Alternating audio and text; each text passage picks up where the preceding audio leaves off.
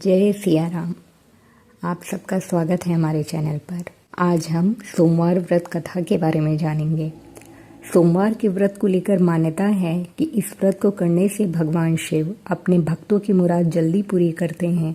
सोमवार का दिन भगवान शिव को समर्पित है, इसलिए इस दिन भगवान शिव की पूजा और व्रत करने का महत्व और ज़्यादा बढ़ जाता है। यदि आप सोमवार के व्रत करते हैं तो आपको सोमवार व्रत कथा पढ़ना बेहद ज़रूरी है, क्योंकि इसके बिना आपका व्रत अधूरा माना जाता है।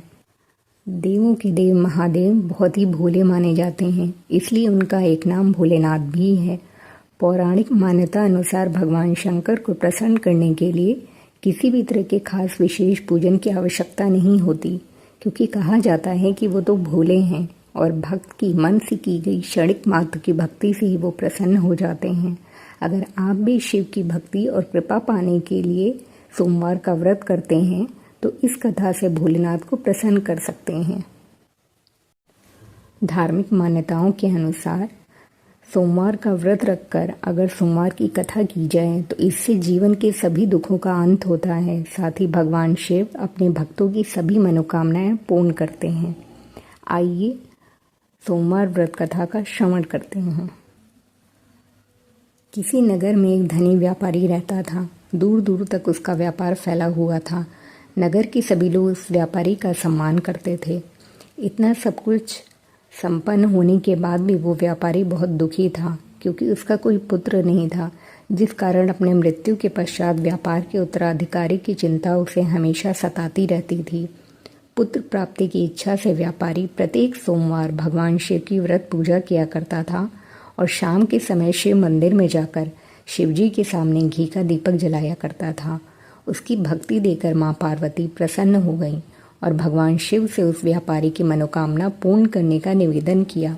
भगवान शिव बोले, इस संसार में सबको उसके कर्म के अनुसार फल की प्राप्ति होती है। जो प्राणी जैसा कर्म करते हैं उन्हें वैसा ही फल प्राप्त होता है। शिवजी द्वारा समझाने के बावजूद माँ पार्वती नहीं मानी और उस व्यापारी की मनोकामना पूर्ति हेतु वे शिवजी से बार बार अनुरोध करती रहीं। अंततः माता के आग्रह को देखकर भगवान भोलेनाथ को उस व्यापारी को पुत्र प्राप्ति का वरदान देना पड़ा। वरदान देने के पश्चात भोलेनाथ माँ पार्वती से बोले, आपके आग्रह पर मैंने पुत्र प्राप्ति का वरदान तो दे दिया, परंतु इसका ये पुत्र 16 वर्ष से अधिक समय तक जीवित नहीं रहेगा। उसी रात भगवान शिव उस व्यापारी के स्वप्न में आए और उसे पुत्र प्राप्ति का वरदान दिया और उसके पुत्र के 16 वर्ष तक जीवित रहने की भी बात बताई। भगवान के वरदान से व्यापारी को खुशी तो हुई, लेकिन पुत्र की अल्पायु की चिंता ने उस खुशी को नष्ट कर दिया। व्यापारी पहले की तरह सोमवार के दिन भगवान शिव का विधिवत व्रत करता रहा। कुछ महीनों के बाद उसके घर एक अति सुंदर बालक ने जन्म लिया और घर में खुशियां ही खुशियां भर गईं। बहुत धूमधाम से पुत्र जन्म का समारोह मनाया गया, परंतु व्यापारी को पुत्र जन्म की अधिक खुशी नहीं हुई, क्योंकि उसे पुत्र की अल्पायु के रहस्य का पता था। जब पुत्र 12 वर्ष का हुआ तो व्यापारी ने उसे उसके मामा के साथ पढ़ने के लिए वाराणसी भेज दिया। लड़का अपने मामा के साथ शिक्षा प्राप्ति हेतु चल दिया। रास्ते में जहाँ भी मामा भांजी विश्राम हेतु रुकते, वहीं यज्ञ करते और ब्राह्मणों को भोजन कराते। लंबी यात्रा के बाद मामा भांजे एक नगर में पहुंचे। उस दिन नगर के राजा की कन्या का विवाह था, जिस कारण पूरे नगर को सजाया गया था। निश्चित समय पर बारात आ गई, लेकिन वर का पिता अपने बेटे की एक आंख से काने होने के कारण बहुत चिंतित था। उसे भय था कि इस बात का पता चलने पर कहीं राजा विवाह से इनकार न कर दे, इससे उसकी बदनामी भी होगी। जब वर के पिता ने व्यापारी के पुत्र को देखा तो उसके मस्तिष्क में एक विचार आया। उसने सोचा, क्यों न इस लड़के को दूल्हा बनाकर राजकुमारी से विवाह करा दूं। विवाह के बाद इसको धन देकर विदा कर दूंगा और राजकुमारी को अपने नगर ले जाऊंगा। वर के पिता ने लड़के के मामा से इस संबंध में बात की। मामा ने धन मिलने के लालच में वर के पिता की बात स्वीकार कर ली। लड़के को दूल्हे का वस्त्र पहनाकर राजकुमारी से विवाह कर दिया गया। राजा ने बहुत सारा धन देकर राजकुमारी को विदा किया। शादी के बाद जब लड़का राजकुमारी के साथ लौट रहा था तो वो सच नहीं छिपा सका और उसने राजकुमारी के ओढ़नी पर लिख दिया, राजकुमारी, तुम्हारा विवाह मेरे साथ हुआ था। मैं तो वाराणसी पढ़ने के लिए जा रहा हूँ और अब तुम्हें जिस नवयुवक की पत्नी बनना पड़ेगा वो कान्हा है। जब राजकुमारी ने अपनी ओढ़नी पर लिखा हुआ पढ़ा तो उसने काने लड़के के साथ जाने से इनकार कर दिया। राजा को जब ये सब बातें पता लगी तो उसने राजकुमारी को महल में ही रख लिया।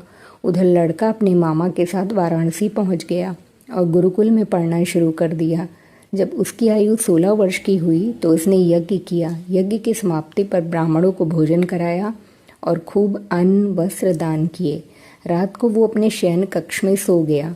शिव के वरदान के अनुसार शयनावस्था में ही उसके प्राण पखेरु उड़ गए। सूर्योदय पर मामा मृत भांजे को देखकर रोने पीटने लगा। आसपास के लोग भी एकत्र होकर दुख प्रकट करने लगे। लड़के के मामा के रोने विलाप करने के स्वर समीप से गुजरते हुए भगवान शिव और माता पार्वती ने भी सुने। माता पार्वती ने भगवान से कहा, प्राणनाथ, मुझे इसके रोने के स्वर सहन नहीं हो रहे, आप इस व्यक्ति के कष्ट को अवश्य दूर करें। भगवान शिव ने माता पार्वती के साथ अदृश्य रूप में समीप जाकर देखा तो भोलेनाथ माता पार्वती से बोले, ये तो उसी व्यापारी का पुत्र है जिसे मैंने 16 वर्ष की आयु का वरदान दिया था। इसकी आयु पूरी हो गई है। माँ पार्वती ने फिर भगवान शिव से निवेदन कर उस बालक को जीवन देने का आग्रह किया। माता पार्वती के आग्रह पर भगवान शिव ने उस लड़के को जीवित होने का वरदान दिया और कुछ ही पल में वो जीवित होकर उठ बैठा। शिक्षा समाप्त करके लड़का मामा के साथ अपने नगर की ओर चल दिया। दोनों चलते हुए उसी नगर में पहुंचे जहां उसका विवाह हुआ था। उस नगर में भी यज्ञ का आयोजन किया। समीप से गुजरते हुए नगर के राजा ने यज्ञ का आयोजन देखा। उसने तुरंत ही लड़के उसके मामा को पहचान लिया। यज्ञ के समाप्त होने पर राजा मामा और लड़के को महल में ले गया और कुछ दिन उन्हें महल में रखकर बहुत सारा धन वस्त्र आदि देकर राजकुमारी के साथ विदा कर दिया। इधर भूखे प्यासे रहकर व्यापारी और उसकी पत्नी बेटे की प्रतीक्षा कर रहे थे। उन्होंने प्रतिज्ञा कर रखी थी कि यदि उन्हें अपने बेटे की मृत्यु का समाचार मिला तो दोनों अपने प्राण त्याग देंगे। परंतु जैसे ही उसने बेटे के जीवित वापस लौटने का समाचार सुना तो वो बहुत प्रसन्न हुआ। वो अपनी पत्नी और मित्रों के साथ नगर के द्वार पर पहुंचा। अपने बेटे के विवाह का समाचार सुनकर पुत्रवधू राजकुमारी को देखकर उसकी खुशी का ठिकाना ना रहा। उसी रात भगवान शिव ने व्यापारी के स्वप्न में आकर कहा, हे श्रेष्ठी, मैंने तेरे सोमवार के व्रत करने और व्रत कथा सुनने से प्रसन्न होकर तेरे पुत्र को लंबी आयु प्रदान की है। पुत्र की लंबी आयु जानकर व्यापारी बहुत प्रसन्न हुआ। शिव भक्त होने तथा सोमवार का व्रत करने से व्यापारी की सभी मनोकामनाएं पूर्ण हुई। इसी प्रकार जो भक्त सोमवार का विधिवत व्रत करते हैं और व्रत कथा सुनते हैं, उनकी सभी इच्छाएं पूरी होती हैं।